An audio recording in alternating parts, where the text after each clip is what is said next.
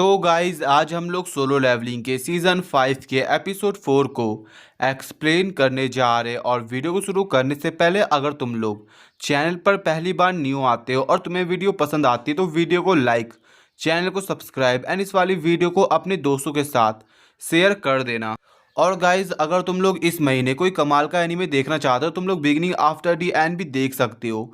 और मैं जानता हूँ कि उसका एनिमेशन इतने खास नहीं है, बट जो उसकी मानवा है ना वो काफ़ी कमाल की है जो हम लोग कवर कर रहे हैं। और तुम लोग मानवा अगर देखने में इंटरेस्टेड हो तो तुम हमारी वीडियो भी चेकआउट कर सकते हो। और अगर तुम्हारा कोई भी ओपिनियन होता है किसी भी एनीमे को लेकर तो तुम लोग हमें इंस्टा या यूट्यूब के कमेंट सेक्शन में बता सकते हो। और गाइज आखिरी बात जो मैं तुम्हें बताना चाहता हूँ कि मैं जानता हूँ कि जो अभी सोलो लेवलिंग की सीरीज़ है वो तुम्हारे लिए काफ़ी बोरिंग चल रही है, बट गाइज मेरा यकीन करो जब सोलो लेवलिंग रैग्नारॉक शुरू होगा वो काफ़ी ज़्यादा बैंगर होने वाला है। और अगर तुम लोग अच्छे से जानना चाहते हो कि जो सोलो लेवलिंग रैग्नारॉक है वो क्या है और जो सोलो लेवलिंग एपिलॉग है वो क्या है तो कमेंट में बता देना। और इसको लेकर भी मैं तुम्हारे लिए एक डिटेल में वीडियो ले आऊँगा। तो अब वीडियो को शुरू करते हैं। तो प्रीवियस एपिसोड की आखिर में हम लोगों ने देखा था आयरन को, तो अब आगे अगले एपिसोड की शुरुआत में हम लोग एक बंदे को देखते हैं जो कि टाइवुंग को बड़े चौड़ में कह रहा होता है, मेरे को यकीन नहीं हो रहा कि तुम इन मैचेस में फर्स्ट ईयर वालों को इंक्लूड कर रहे हो। मैंने सुना था कि जो वो है वो रेस्ट में because due to his injuries,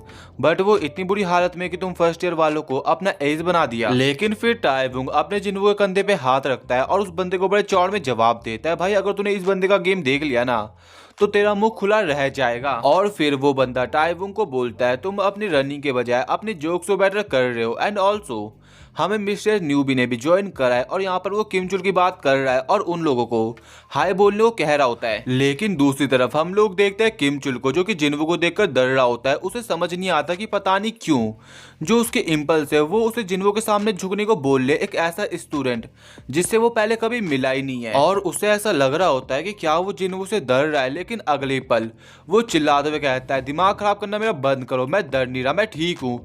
और उसके दोस्तों को समझ नहीं आ रहा होता कि भाई से हो क्या गया है अचानक से। इसके बाद वो जिन्वो के पास आता है और अपने मन में सोचता है कि वो इस कमजोर इंसान से डर नहीं सकता। और फिर वो उसे बोलता है what are you looking at, if you want say something to me then let's go elsewhere. जिसके बाद वो लोग कहीं जा रहे होते हैं, सिर्फ जिन्वो और किमचुल। और जो जिन्वो के सीनियर्स होते हैं वो उसे पहले बता देते हैं कि उसे पेल वेल मत दियो। उसके बाद सीन चेंज होता है और हम लोग दूसरी जगह सीन देखते हैं जहाँ पर किमचुल ने जिन्वो का कॉलर पकड़ा हुआ है और वो उसे काफ़ी गुस्से में बोलता है तुम्हें क्या लगता है क्या मैं मजाक कर रहा था, क्योंकि हम दोनों ने सेम स्कूल यूनिफॉर्म पहनी हुई है और हम लोग सेम ट्रैक में भाग रहे हैं इसीलिए। और जब ये चीज दूसरे सोल्जर्स देखते हैं तो वो सभी लोग आयरन को वापस बुलाने को कह रहे होते हैं जिन्वो को, लेकिन जिन्वो इस पॉइंट पे कुछ भी नहीं करता है। लेकिन अगले पल वो रोने लग जाता है और उसके सामने अपने घुटनों के पल बैठ जाता है। और ये चीज उसे भी समझ नहीं आ रही होती कि ऐसा क्यों हो रहा है उसके साथ। और अभी जिन्वो भी उसे देखकर अपने मन में यही सोच रहा होता है कि वो इस दुनिया में एज अ ह्यूमन जी रहा है, ना कि उसका सोल्जर,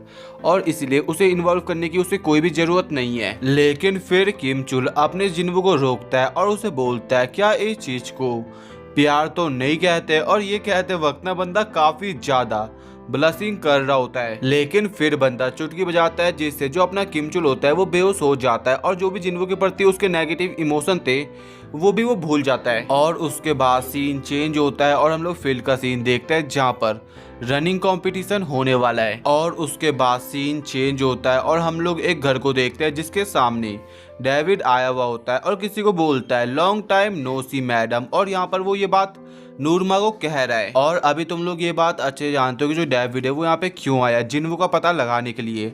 और जो मिस नूरमा होती है वो भी उसे यही कहते हैं कि जिस इंसान को तुम ढूंढ रहे हो उसकी आइडेंटिटी मैं जानती हूँ, लेकिन मैं उस इंसान के बारे में तुम्हें कुछ भी नहीं बताने वाली हूँ। जो सुनकर डेविड चौंक जाता है और चिल्लाते हुए बोलता है मैडम आप ये बात क्या कह रही हो, आप अच्छे जानती हो कि उसने क्या किया है और आप ऐसा इररिस्पॉन्सिबल चीज कैसे कह सकते हो जब वो हमारी कंट्री के लिए एक थ्रेट बन सकता है। और तभी नूरमा बोलती है क्या तुमने उस वाली वीडियो को अच्छे से नहीं देखा। और तभी बंदे को याद आता है कि जिन्वो ने ह्यूमैनिटी को डिस्ट्रॉय करने के बजाय ह्यूमैनिटी को सेव किया है। और जो जिन्वो के बारे में कन्वर्सेशन होती है ना उसके अकॉर्डिंग अपने डेविड को ना तो उनकी आइडेंटिटी पता चलती है बट वो इस चीज से एश्योर हो जाते हैं। आई मीन मिस नूरमा उन्हें एश्योर कर देती है कि जो जिन्वो है वो उनके लिए कोई भी खतरेमंद इंसान नहीं होने वाला। और इसके बाद सीन शिफ्ट होता है और हम लोग देखते हैं चाहे इन और संग जिन्वू के इनकाउंटर को। उसके बाद सीन शिफ्ट होता है और हम लोग फील्ड का सीन देखते हैं जहाँ पर रनिंग मैच शुरू होने वाला है और जो चाहे इन होती है वो भी फुल फॉर्म में होती है। और जैसी फायर होता है वैसे अपनी रेस शुरू हो जाती है जहाँ पर सभी लोग भाग रहे होते हैं, लेकिन इस रेस को चाहे इन जीत जाती है एंड जीतने के बाद ना वो काफी थकी हुई दिख रही होती है। जिसके बाद हमें शाम का मार्केट का सीन दिखाया जाता है जहाँ पर चाहे इन अकेले में पेड़ के नीचे बैठी हुई होती है और भागने के चक्कर में जो उसका पैर था ना वो भी सूज गया था। और अभी अपने सूजे हुए पैर को देखकर चाहिन अपने मन में सोचते कि अभी उसने केवल फर्स्ट राउंड ही क्वालिफाई किया है और क्या वो इन पैरों के साथ बाकी राउंड्स भी क्वालिफाई कर पाएगी, और ये चीज ना उसके लिए काफी फ्रस्ट्रेटिंग होती है। और तभी चाहिन के पीछे एक बंदा आता है और बोलता है तुम अभी भागी हो और इसी दौरान तुम अपनी इंजरीज को भी हाइड कर रही हो। और फिर चाहिन पीछे देखती है और जो बंदा होता है ना वो और कोई नहीं संग जिन्वू होता है। और इसी दौरान बंदा अपनी बंदी को सेफ्टी का ज्ञान भी दे रहा होता है, लेकिन जो चाहे इन होती है उसे जिन्वू से एक अच्छी सी स्मेल भी आती है। और फिर वो जिन्वू को बोलती है thank you for your concern, और तभी जिन्वू उसकी चोट पर हाथ रखता है और ये देखकर बंदी काफी ज्यादा शर्मा जाती है। लेकिन फिर वो शांत होती है और चौंक जाते हैं क्योंकि जिन्वू ने उसकी इंजरीज को ठीक कर दिया। और जिन्वू से बोलता है अब तुम भाग सकती हो बिना किसी रिगार्ड्स के। और जब जिन्वू जाने के लिए खड़ा होता है तभी चाहिन उसे रोकती है और कहती है क्या हम लोग पहले भी कहीं मिले हैं। जो सुनकर जिन्वू एक स्माइल देता है और चाहिन को बोलता है कि अगर तुमने मेरे को रनिंग में हरा दिया तो मैं तुम्हारे इस सवाल का जवाब दे दूंगा। तो चाहिन उसे उल्टा जवाब देती है क्या तुम हाई स्कूल से हो ना, मैंने तुम्हें रेस में देखा था, तुम सारी रेसेस में फर्स्ट आए हो। और फिर जिन्वू बोलता है क्या इसका मतलब ये तो नहीं कि तुम हार मान रही हो। और फिर चाहिन उसे बोलती है जो प्रीलिमिनरीज का रिजल्ट है वो जल्दी आ जाएगा तो कैसा रहेगा कि मैं कुछ समय के लिए ब्रेक ले लूं और तुम मेरे सवालों का जवाब दे दो। और उसके बाद हमें दिखाया जाता है कि जो ऐसे ही समय वो बीत रहा है, लेकिन फिर एक दिन आता है जब अपने जिन्वू की चाहे इनके साथ डेट होने वाली है।